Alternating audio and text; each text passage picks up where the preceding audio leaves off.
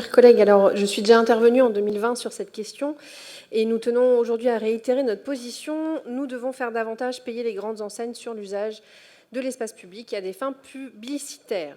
Donc, nous partageons votre volonté de ne pas pénaliser les petits commerçants et c'est pourquoi nous soutenons le principe de gratuité pour les enseignes jusqu'à 12 mètres carrés. Mais au-delà, nous divergeons car vous refusez année après année d'appliquer la hausse maximale qui est autorisée pour les très grandes entreprises, celles des hypermarchés, des grandes surfaces de bricolage ou de matériaux comme Carrefour, Leroy Merlin ou Point P. Pourtant, la loi est claire, elle permet une augmentation annuelle de 5 € du mètre carré dans la limite du plafond légal.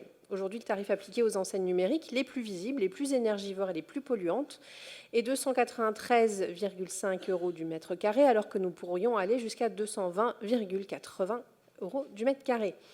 Et pendant ce temps-là, que se passe-t-il? Le nombre d'enseignes de plus de 50 mètres carrés a augmenté de 30% en 6 ans, 27 en 2020, 35 aujourd'hui.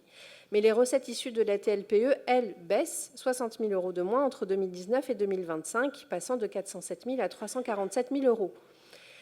On cherche toujours pour vous des recettes supplémentaires, vous voyez, donc c'est un double non-sens économique. On a des recettes utiles, là, et dont nous nous privons sans justification valable. Environnementale, car ces grandes enseignes, souvent numériques, dégradent nos paysages, contribuent à la pollution lumineuse et participent à une forme d'agression visuelle du quotidien.